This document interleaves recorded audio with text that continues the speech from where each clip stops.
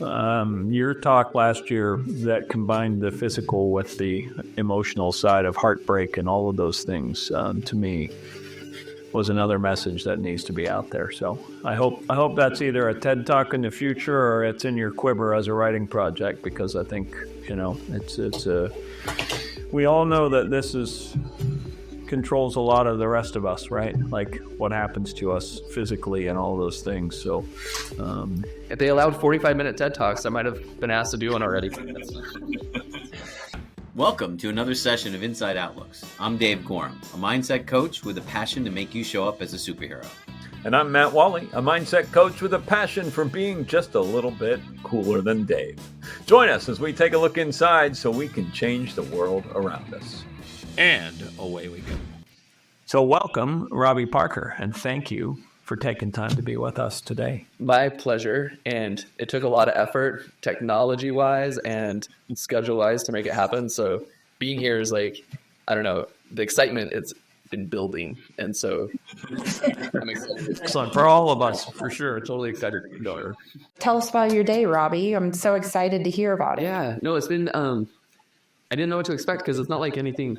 It's not like election night and you're getting results in or anything, it's like, right. But, no, it's been up, like yesterday and today, it's been like the number one seller on Amazon and its, category and stuff. And, just, Alyssa posting some stuff on social media. I don't know. It's been really fun. I actually was really, really emotional today. And so, I started the day off actually doing an interview with NPR, and, the person interviewing me was just very, very sweet. And she interviewed me last week when the news of The Onion came out.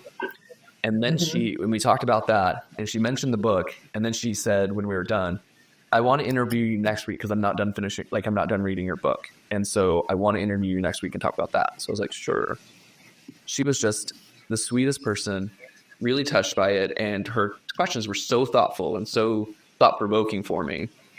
Like I just got really emotional just talking about Emily a lot, and it was just so that was the perfect way to start. She kept apologizing because I started crying, and so it was a good way to start. And then just hanging out with Alyssa, and then I went to EMDR therapy, and so coupling that backing up with my my ceremony this weekend, and then getting some good integration with my therapist and stuff like that. So it's all coming together. It's wonderful.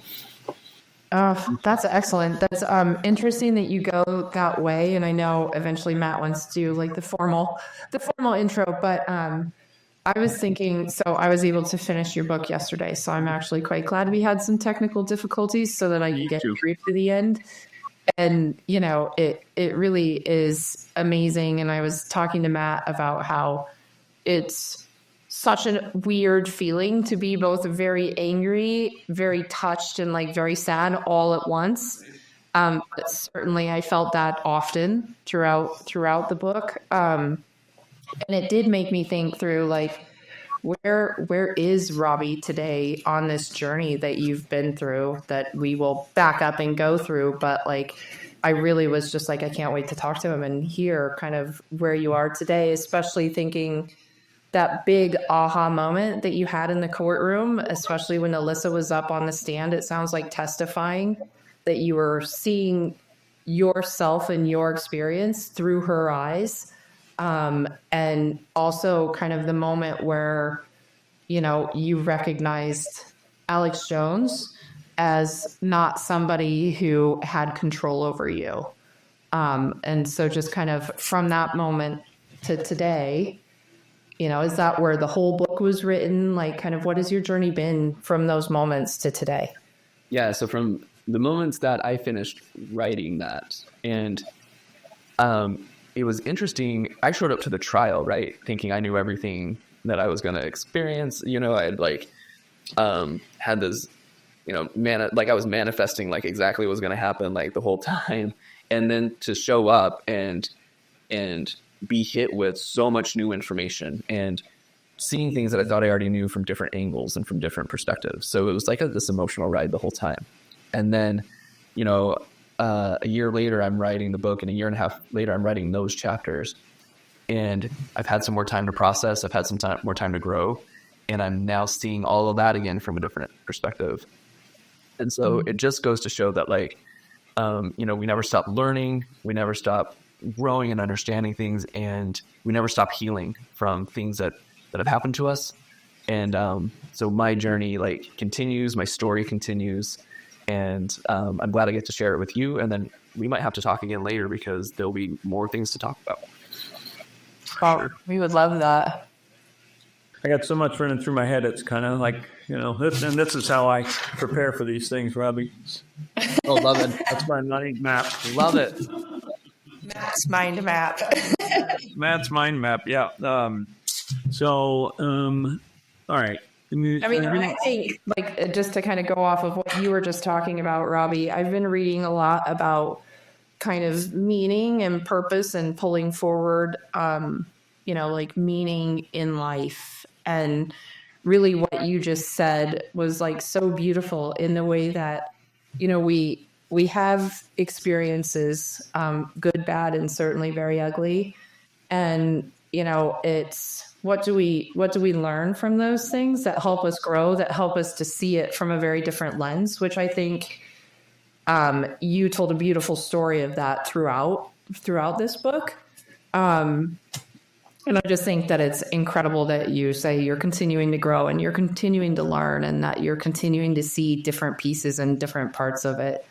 I don't know really where I'm going with that, but I just think it's genuinely part of drawing forward, I guess, meaning, purpose, you know, the things that are important to you after such, like, a horrible tragedy, really. I appreciate you sharing that because I didn't know how, that's what I wanted to get out in the book. And I started out, like, not knowing how I was going to do that. And then really try to, you know, thread that needle, and then got done, and then have been worried ever since that I didn't accomplish it. So for you to say that means a lot, because it feels like what I was trying to say seems to have gotten across, at least in some parts. So it's wonderful. Yeah, you most definitely accomplished it. You certainly did. And I bought one off Amazon today, and I shipped it to my ex-wife. And I told her I was sending it to her, and I told Robbie I thought everyone should read this. I'm starting with you, and the only thing I ask is that you pass it on to someone when you're done with it. And she said, deal. So very cool. Sounds like a very positive thing, not passive aggressive thing. So that's great. Yeah, no, it's very positive. We got along great. So it was very positive.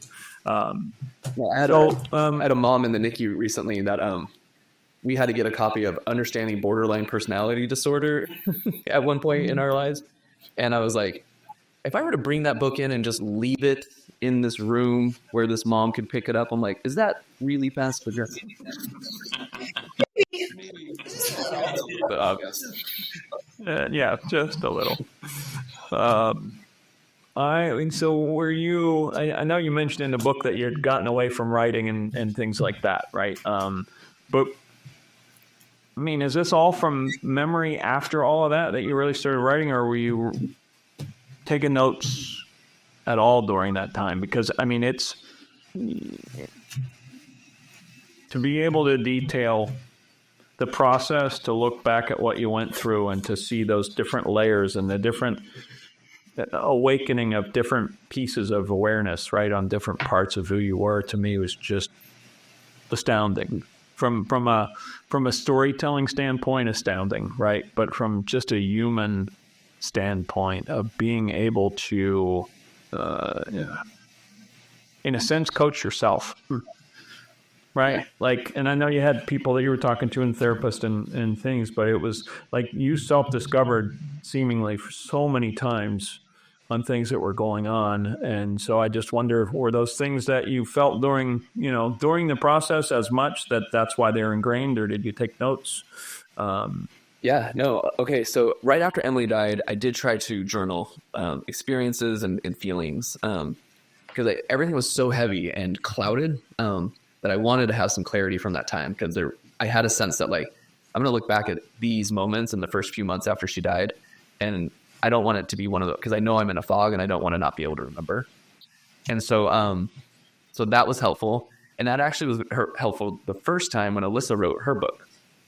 And we were trying, like, we would get in these conversations like, no, that happened before. I was like, no, this happened after. And then I was like, oh, I have an app with some notes on it. So that was helpful. And then it was weird because that process of disconnecting after when you're introduced to grief and different things, and the things that you used to found enjoyment in don't have the same savor, right? And so things that I enjoy, cooking and fishing and writing, totally went away. And it was weird. Some of those things didn't have a direct correlation in my relationship with Emily, but it was just that dread of just lack of joy and all those kinds of things. And so, funny enough, during the trial, Alyssa, like, every day was like, are you writing this stuff down? Are you journaling about this? And by that point, I'd grown this like aversion almost to writing. And it was like, I knew she was right and I knew I should, but I didn't. And so I think I was able to recall so many things because, again, like, we're always learning and growing. And so I would process something, say, in therapy, and then it would make sense in that point in my life. And then 6 months later, I'm in another part of my life where I'd have to go back and reprocess that to upload it and update it, just like stupid computers. And it was this process of constantly going back a little bit to move forward. I think kept those things kind of fresh and helped me see the trajectory a little bit. And then I am glad that when I finally wrote it down, that now I have a place in notes and drafts and stuff where I wrote a lot of things that obviously didn't make it in the book. I don't know if they'll ever be seen by anybody, but I know that in times I'll remember that I wrote them down and I'll go find them. Yeah. Sure. Do you think, Robbie, the part of the joy of writing was stolen just in those moments of writing about something so difficult and so heavy right after Emily's death? Yeah, at the time, I wasn't like a prolific writer. Sometimes I would just have ideas and would just kind of jot things down. I always had like this list of stories that I wanted to tackle. And so it's funny, like I've now come to realize that my career as a PA and working in the NICU is probably a shadow career, that writing has always been a part of me, and just one of those never knew how to do it and scared to probably try and figure it out kind of thing. So it's interesting that grief for a time took that joy and that creativity away from me. It was the only way I knew how to be creative. And then finally, through the healing process, being able to tap into it again and then have that joy come back and explode. The first versions I shared with Matt a little bit at one point, some poems that I had written trying to understand my grief. And that really started to open me up. When people talk about like, why did you write this book? And I was like, well, this book wasn't ever supposed to be seen by anybody. And so, so it was that joy coming back in and the healing that it brought. And that's what allowed me to, at some level, connect to myself. And I didn't want to share it. And when I finally did share it with somebody, they encouraged me to share it again with somebody else. And then that person opened up to me, and I saw something positive in that person. I saw something positive in me. It made me want to open up again. And so just little by little, it just kind of just grew and grew and grew. Yeah. Yeah. That's incredibly touching. I mean, your writing is amazing. You're how you brought it to life, every single piece of it. I think I felt your anger. I could feel, like one of the parts of the book that really struck me was, I don't remember exactly where it was. It was toward the beginning when you were talking about almost just kind of losing hope, right? This focus on, I need to protect my family. I can't fail them. How have I failed them already? And then just kind of this overwhelming, like, feeling of hopelessness that you had, and your ability to kind of climb out of that throughout the book, certainly with setbacks, which I think is just such real life, even with much less difficult of situations.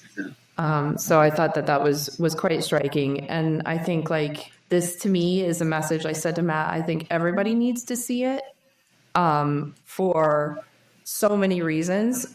One, simply because there was a platform that was pushing out messages about you and about this, about the incidents and that were unfair, untrue, right? But also to kind of help on a more broad scale, I think today, representing that, be careful about what we're hearing and be careful about what you see, what you read, what you might hear on a podcast, because it may or may not be true. And so really this idea of how you were able to lead yourself through this period of hopelessness with also kindness and forgiveness.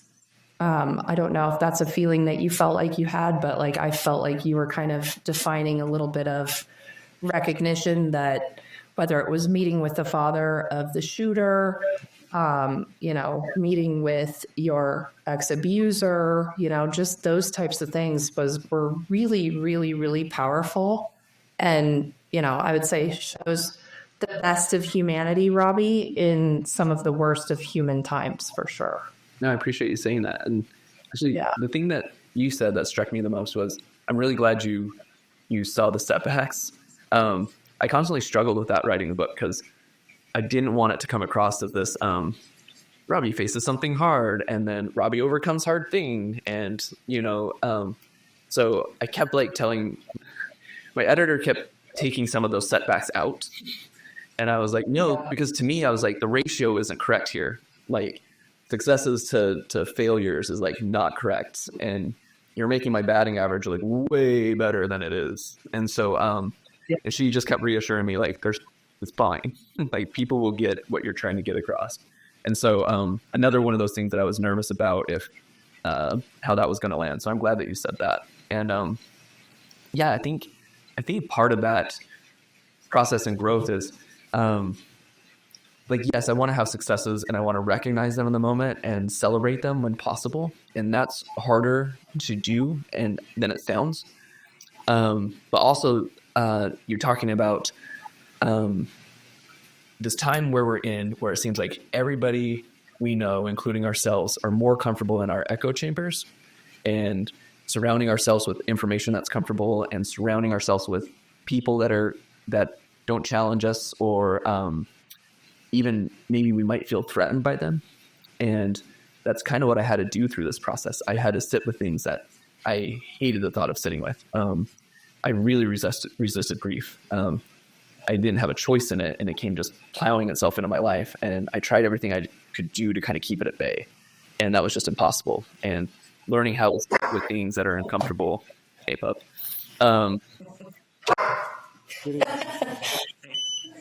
You're gonna get my dog out now. I think you. All the dogs are gonna. Who let the dogs out? Exactly. That lesson of learning how to sit with something that's uncomfortable, someone that is uncomfortable.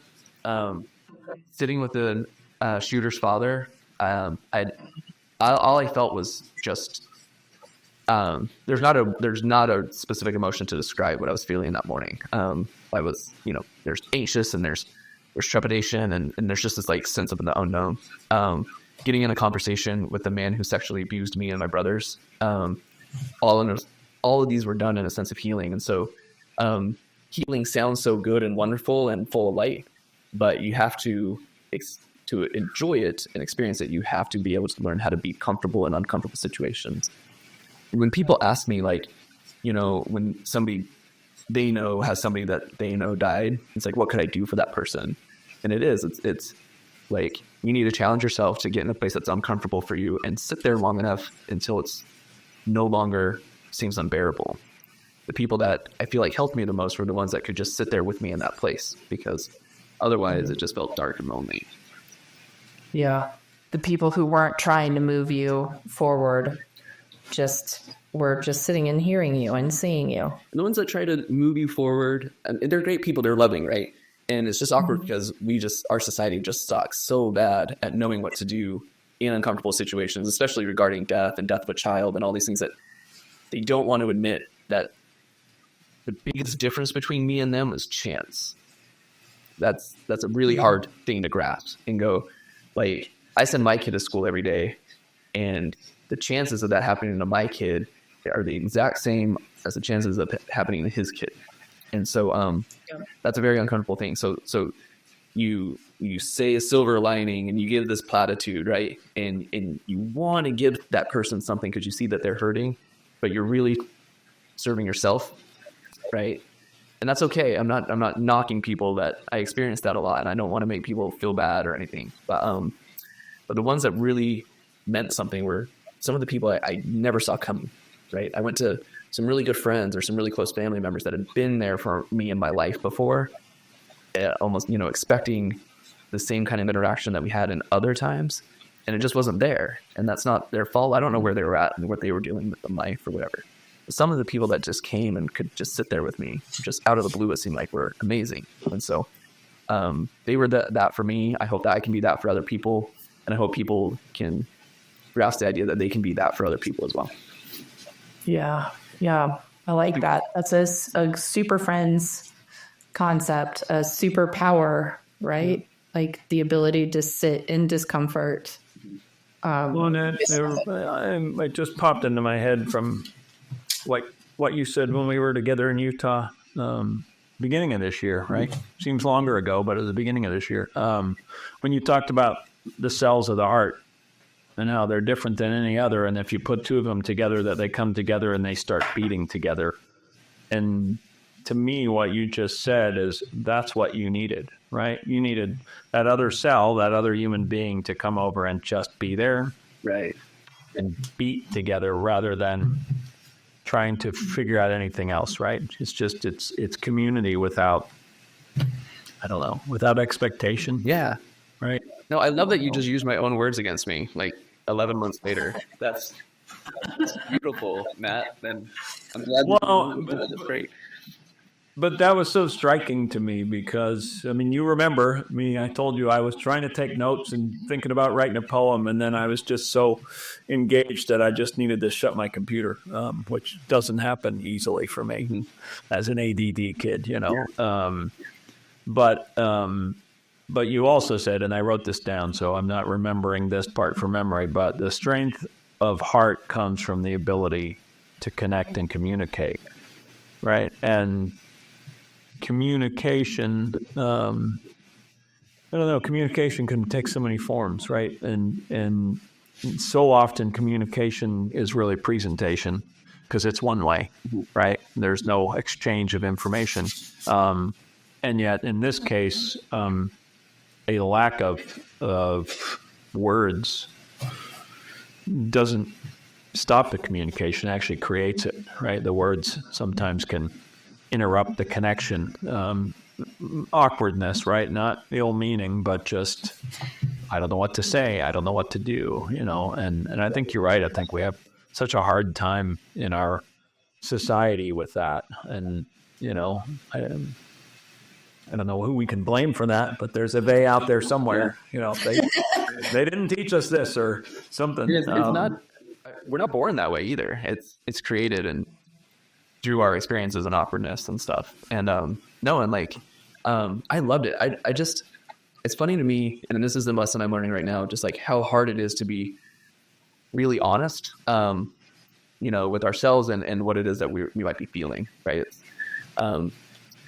So like that, when somebody would say, they would either find out, either they already knew my story, or I'd meet somebody and they would come up and they would find out, there are the people that, would stumble or they feel awkward and you could tell they want to leave or whatever. And sometimes the people would just stand there and just be like, man, I just don't know what to say. And that was the person that I just wanted to hug and be like, then don't say anything. Thank you. Like, your honesty right now is just showed me that you understand to the best you can what I'm feeling, and that Right. and that you're not afraid to go away, right? So those were beautiful, beautiful moments. So Yeah. and I'll even share something about that. Like, in a lot of interviews, people will, want me to describe who Emily was, and that's one of the hardest things for me to do because she was, so much, and how do I, condense it down into a soundbite. This morning, the NPR reporter asked me she didn't just say a generic question like, describe Emily for me. She's like, can you tell me a very positive memory that you have of Emily? And what was amazing about that was it made me stop and think. It got me out of my like routine and flow of just how I answers these questions I've been getting all the time. And I almost wanted to give her something, deep down in the recesses of my mind, and this memory came up. And I was sharing it. It was this act of kindness that she did for me. I had been out shoveling the walks in Connecticut for like over 3 hours because in the morning I was going to have to go to work and Alyssa was going to have to take the kids to school. And so I had to get it done. And I missed dinner and I got in late. And Alyssa would have cleaned up dinner, put everything in Tupperware and put it in the fridge. And I would have came in later and warmed it up or whatever. Apparently what I found out later, Alyssa put Emily to bed. Emily realized that I was still out there and I hadn't eaten dinner. She came up, she got things out of the fridge, she got a plate out, and obviously this was a work of art of Emily's.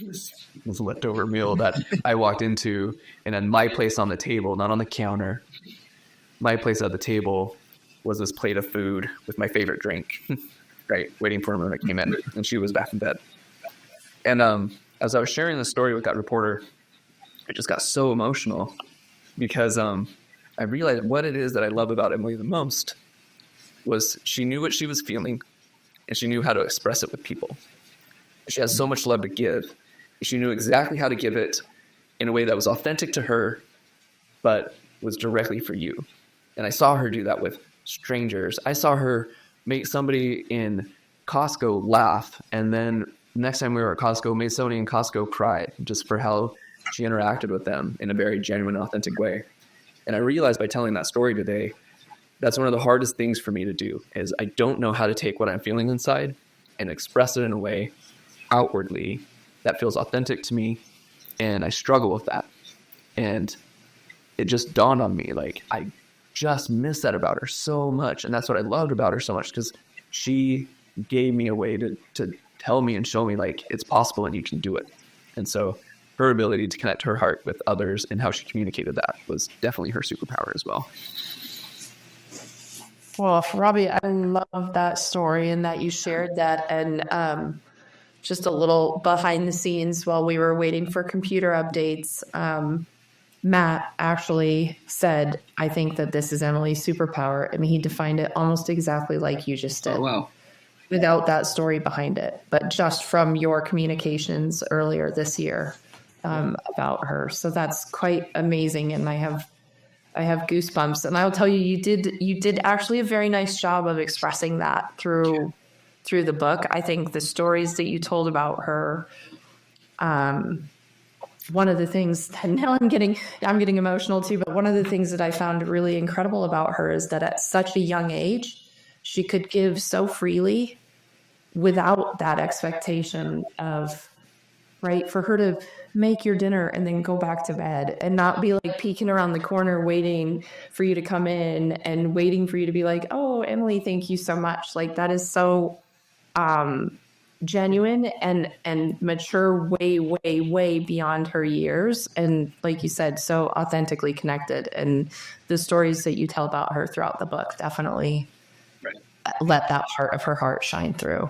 Yeah, I was 30 years old, getting just taken to school, and every one of these experiences by my 5 and 6 year old daughter. Yeah, I think kids certainly have a way of doing that. My daughter teaches me lessons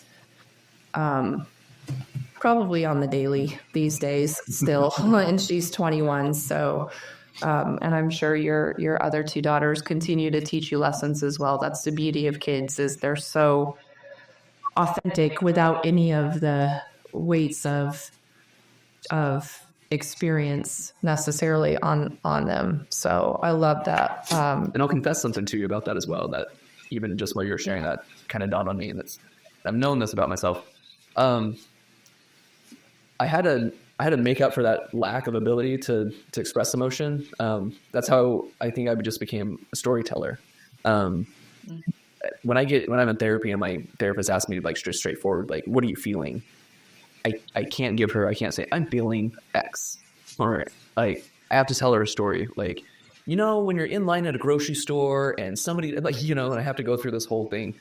And, so I've had to make up for that fault in me by creating another type of talent. And I love that, and it does help me connect with people, and it's become an authentic part of me, but I'm not tapping into that's the source either. It's a bit of a facade. And so I'm glad that it works, and it works well in the medium in which I chose to share it. But it's something that I'm still working on and developing. So that's interesting. I feel like, obviously, like, I want to jump in here and tell you, like, you are authentically you. And so if the way that your emotions are expressed is through storytelling, then that's absolutely fantastic, because everybody is going to express themselves different. But I'm curious, you said it's not tapping, deep in, like, where have you found a place where you can do that?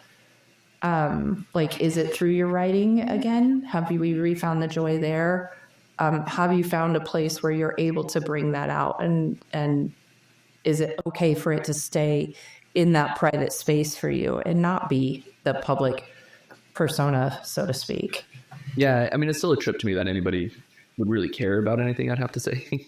So the public persona doesn't necessarily, I don't know how to compute that. But definitely in writing, I started to understand, like, through the process of when I was writing every day, I was just happier and feeling better. And also I was writing about something that I was processing a lot of material that I needed to process too.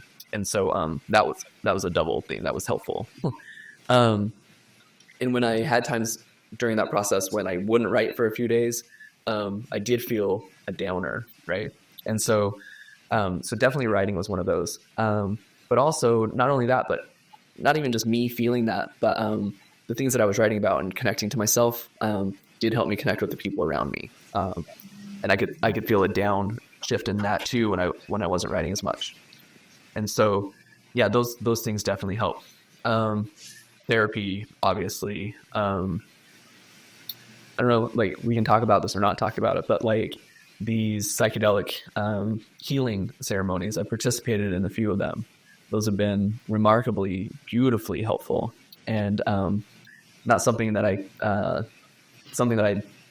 took a lot of care and thought into before I participated in anything. And but it's something that is vastly growing, and I want people to, if they're interested in it, look into it, but know that it's not for everybody and all those kinds of things. I'm not somebody that can promote or decline anything, but that's definitely something and all these things are helping me to connect to parts of myself that I've been disconnected from. And so the takeaway message is learning what felt uncomfortable or disjointed in me, being curious, being okay going to that uncomfortable place, discovering that thing, and then learning how it is that I'm going to reconnect to that. And I've had to do a lot of really kind of bizarre things to find that. Talk to my abuser. Yeah. Sit in a, spitting distance of Alex Jones and spit on him.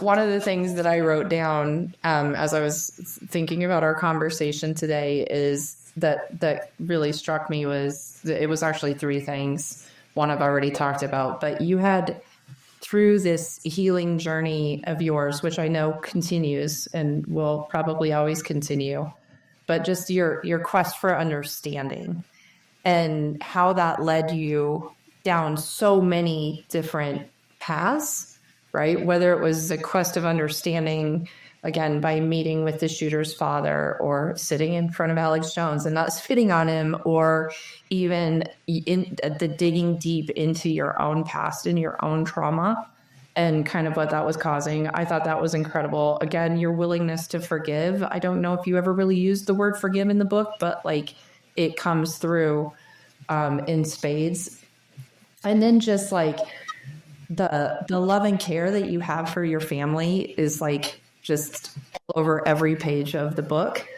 And I thought it was, interesting how, again, at the end when Alyssa was on the stand and you were kind of hearing your journey and her journey through her eyes, and seeing yourself a little bit through her eyes, just kind of that idea of, with as much as you were trying to protect her and protect your other two daughters from what you personally were experiencing in your hearts, they were seeing it anyway, right? And it was showing anyway. And in some ways you could see where it was actually hurting your ability to connect with them, your ability to kind of move through your grief, that sort of thing. So, I mean, again, those three things, just your quest for understanding is unlike any I've ever seen or read about, and definitely a superpower of yours, for sure. I mean, it was so brave to dig into the areas that you dove straight into. Now, that's probably one of the most thoughtful compliments I feel like I've ever received, and I just want to accept that, and I appreciate that. I never would have looked at it like in that way. It was funny because we always want to like reject a compliment, and when Alyssa was on the stand telling everybody these things, I was getting really like not angry, but I was like, what is she doing? Like, she just like swore to tell the truth, and like she's not even like close to the truth, like from like pilot experience. I'm like, what is she talking about? And so to kind of get over that, and it was really beautiful. And I joke around now like with her about that. It was like, I need really strong contacts and glasses to be able to see. Alyssa's always had like 20/20 vision, and so I was like, well, if I want to understand myself, then I do need to see myself through her eyes. That'll be the best, clearest picture that I could ever have of who I really am. Yeah. Well, definitely you should savor all that she has to share and all that anybody else might have to share with you in that regard. Well, and I think the other thing that keeps popping into my mind is I think it was Stephen Covey, is humility is the mother of all virtues. And you, my friend, have just such a humble demeanor, a humble heart. And I mean, it's all over that book. You're always looking out for other people, right? And what an amazing journey to have to go through that, to find you, to look out for you. We coach from the basic premise that, or the four, what do we refer to them as? The four human, late in the day.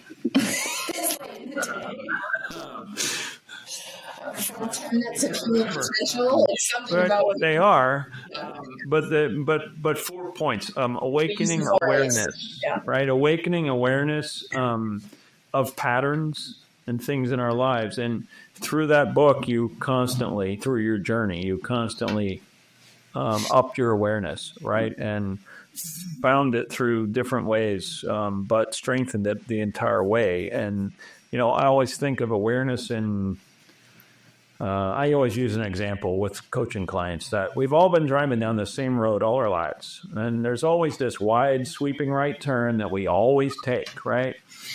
And as a coach, I want to help people realize there's a left turn that they never saw before.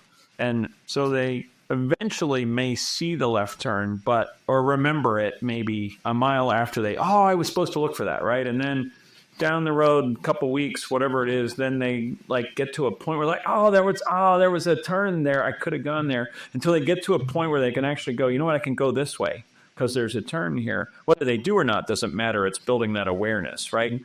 And I think it takes time to build that up, but I also think that we fall back into that, I totally forgot about that left turn again.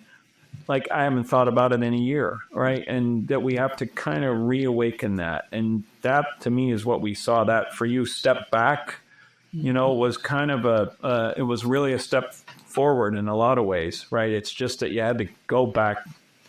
You got to take a step back if you want to leap up onto a wall, right? Like it's to get the momentum to push through the ceiling.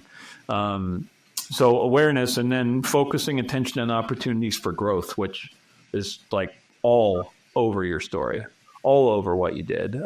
Building agency, claiming, finding your voice, again, standing up for you, for your family, your story, and then taking action, which, that's the whole culmination of the end, right? Of taking the action of getting there, being in spitting distance of all those things. And so it was amazing to me because that's something that Amy and Dave and I worked on just a few weeks ago when we were together for a business retreat, that's really what we look at and how we coach. And it was just screaming at me the whole way through your book. Like, Robbie's doing this like on his own. Because as Amy said, like, you have this like horrific just anger during that book for me. Like, I'm just sitting there one moment, like Amy said, angry. One moment I'm in tears. One moment I'm hopeful, right? But the whole time I am cheering you on of like, go Robbie, because like at every step you just discovered something amazing that propelled you through all of that. And I mean, my heart goes out to you so much for all you've been through. And I said it to you yesterday when we spoke briefly, but you're one of the most courageous people I know, because I know this wasn't an easy thing to put out to the world. You didn't, like you said, you didn't write it to be put out into the world, right? And that's, let the dogs out. Hey. But to put it out is vulnerable, right? And vulnerability. That's what it. UPS just rang my doorbell. That's okay. Settle down. It's all good. But the vulnerability, that to me is a strength in itself, right? So many people go through life thinking that having to have therapy is a weakness. Having to hire a coach would be a weakness, right? I can do it on my own.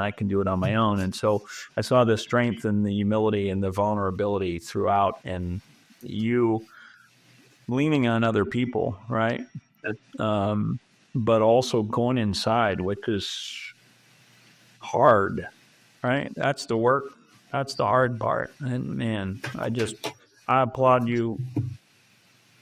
And I said it before, I want everybody in the world to read this book. So I'm going to spread the word as much as I can and get it out there, because it's a story that needs to be heard. Thank you. And I'm grateful to you for sharing it with the world. Yeah, same. And grateful you're sharing it with us. Yeah. A couple days early. That was quite an honor to be able to have that. What's next? I want for you, to Robbie? speak to something what Matt said. A couple of things. Yes. First was like, so where were you like 8 years ago with these like 4 principles? Because you're like, oh, Robbie's doing it, and like I could use those like at some point, and that would have been very helpful. And this idea that you were talking about, I love that you have to step back in order to be able to jump up higher. The times where I felt stuck, and I felt stuck a lot because a lot of this was just trial and error. Like, I mean, who? Sure. Everybody's like, there's no playbook for this, and there wasn't for me. And so, all this trial and error, and one of the patterns that I recognize as I sit here now thinking about it, that it would have been wonderful too 8 years ago that I could have done for myself, was whenever I started to feel stuck, I'd get so frustrated because I would learn something and I would start making some progress and I'd start flowing, and I'd start to feel myself back a little bit again, and I would get stuck.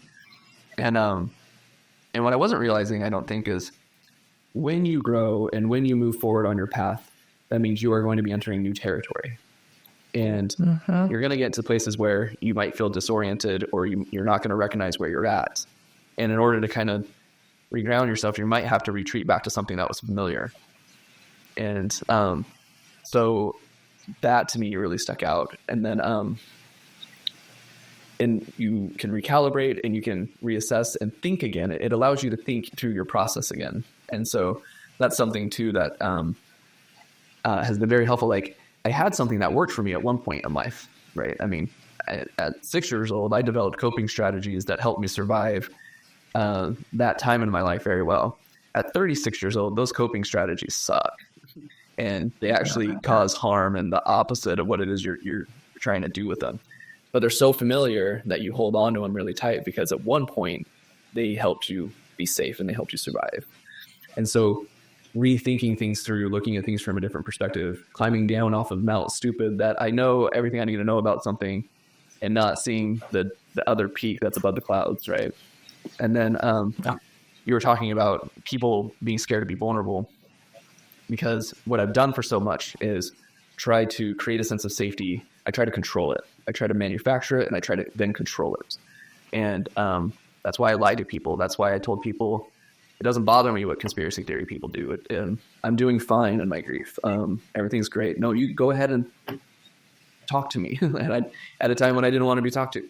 And so those little things I was doing to myself, and they were disconnecting me from me. And so because I was trying to control, and control doesn't bring strength, and it doesn't bring safety, because I'm trying to control other people. What I could control were those moments where I finally broke down and became vulnerable. That's totally within my control. Deciding who and how and when I share things, that's in my control.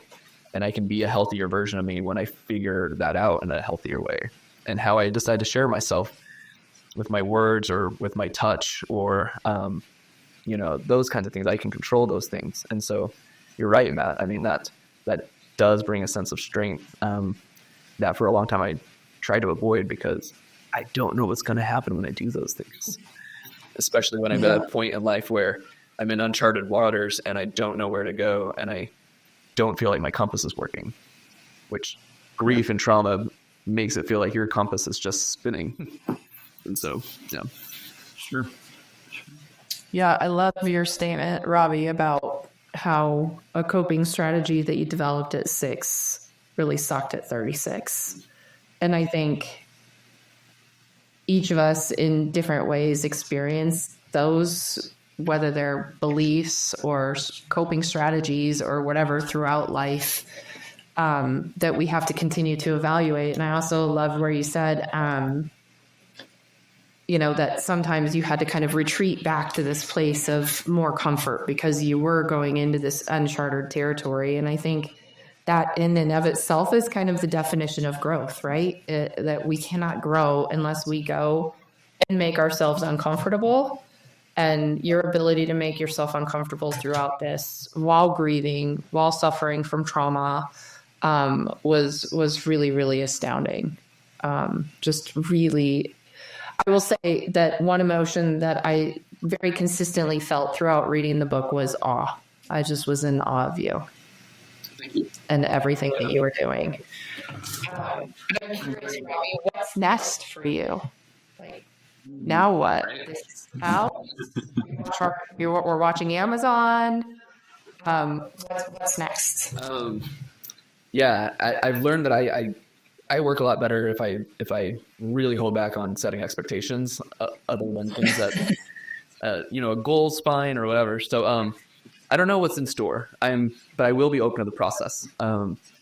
Though the work works when you do the work, right? And so what I learned is if I'm open to the process of something and have patience and faith and trust myself, which has been very hard to do, that things generally will work out, and the things that I can't control means that, to me, everything will be okay, right?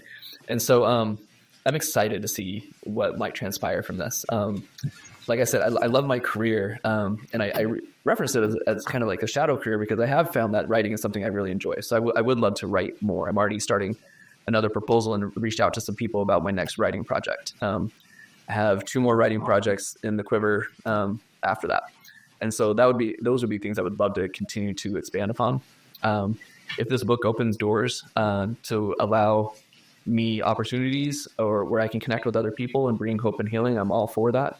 And if not, it's great. I have a job where I work with small babies in the NICU and I bring hope and healing to them and their families.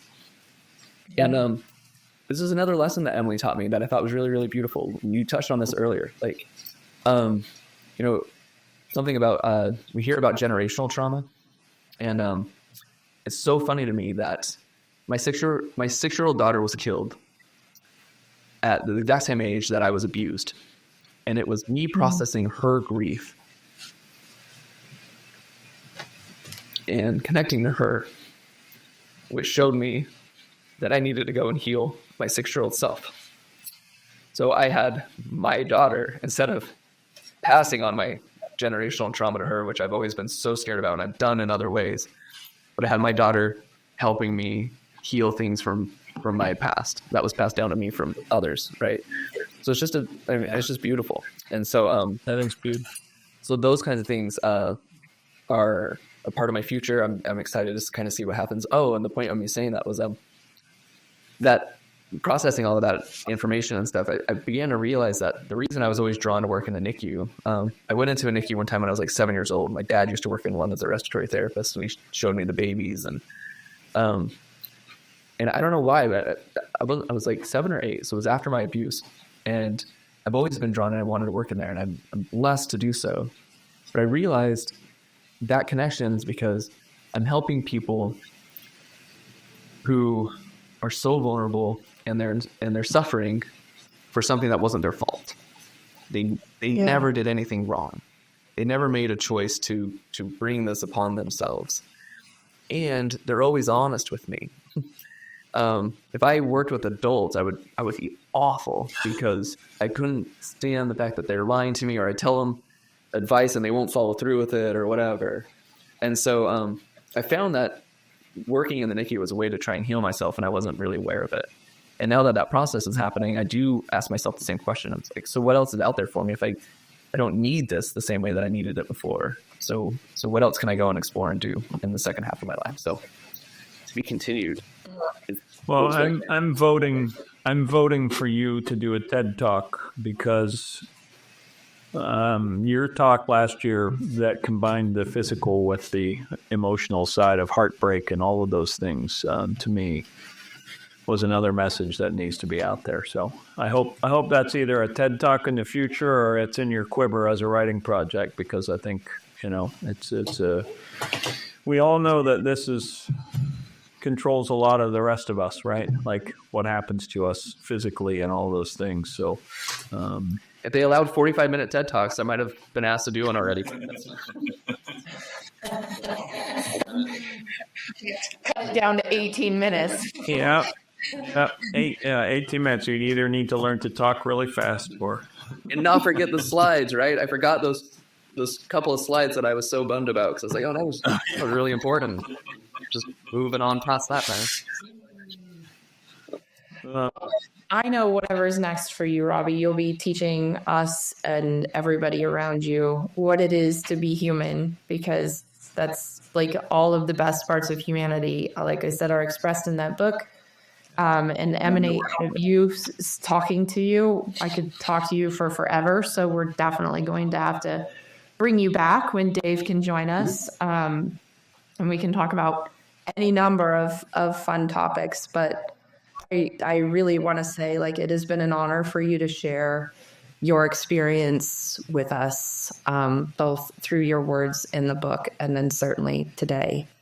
I know we didn't dive super deep into it, but, like I said, everything human and amazing about being human emanates from you through your learning and growth. No, appreciate it. No, I love that we were able to talk about the book, and we were able to talk about things that deep down really made the book. And so that's fantastic. Yeah. And you guys kept dropping this cliffhanger about who let the dogs out. And so we'll just have to say, like, so anybody listening to this now, if you want to know, you're going to need to get the book. That's right. Yeah. If we want to know why we kept talking about who let the dogs out, buy the book. Exactly. Robbie, any parting words you'd like to give? Yeah, I didn't know you were going to ask that, so it's weird that I'm like, yeah, I do, because I just came across something, and it's just been circling with me this last week, both in therapy and in different things that has been resonating. Just came across this quote, and it just says to love yourself, love life, and then go love whoever you want. So love yourself, love life, then go love whoever you want. And for so much of my life, I was doing that backwards. I was swimming upstream and not feeling that flow that, this world and our experiences has to offer. I was trying to figure out how to love people so that then I can enjoy my life, and then I could figure out who I was. And so doing an about face and going in another direction, I don't feel as much resistance as I used to. So that would be one I'd share with you. I love that. Love yourself, love life, and then go love who you are. Is that right? Great. Love that. Love that. Matt, you want to close us out? You know, I said to you almost a year ago, you had my attention, right? And I needed to focus in and pay attention because I wanted to. And my mind wasn't doing its usual circling around like the Tasmanian devil. And your book did the same for me. The only reason I walked away from it is because I needed a few minutes before I came back to it, because it's an emotional read, right? But it's a good emotional read in the sense that I think it'll help so many people that have been through traumas, right, in different ways, and not just the same kind of trauma that you've been through. Because again, as we've talked about today, the ability to kind of go inside, right? There's a reason I called this company Inside Outlooks years ago when I started it, because we've got to go inside, because it's what we see on the inside, or who we are on the inside, that determines what we see on the outside, right? If we change the inside, the things we see change, not because physically they changed or anything changed. We just see things differently, right? I think it's Kevin Hall would say, we don't see the world as the world is, we see the world as we see ourselves, or something to that extent. And so I think your book will help so many people realize that it is like's a work in progress, but if we don't take time to put in the work, we just live in a life by default, right? And yours was a lot of deconstruction and reconstruction and renovation and all those things along the way. But what an incredible finished product. And I don't mean the book. And I don't mean that you're necessarily finished, right? But until the next renovation, really, it was a beautiful journey, and just amazing to see that, to feel it with you throughout it, and to know you and already love you before I ever read the book.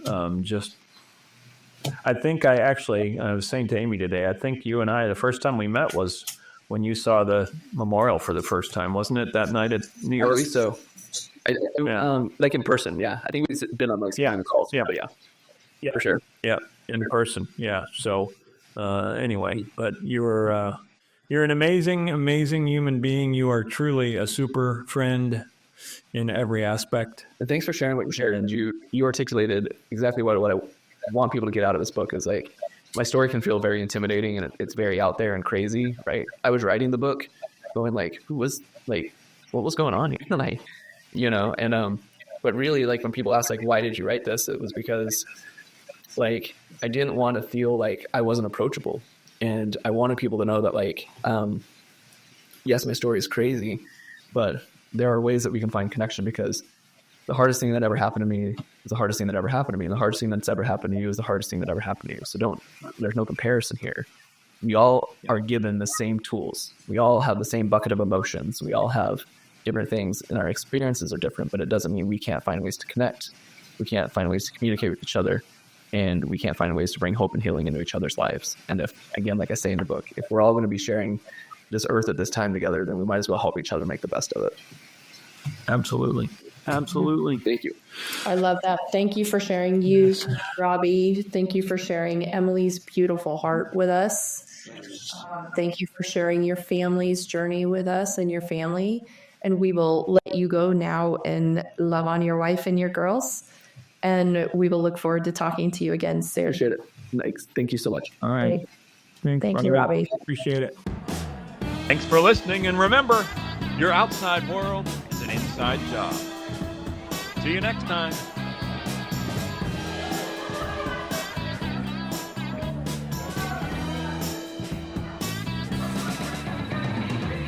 Hey, can we get 2 more over here? Make them doubles.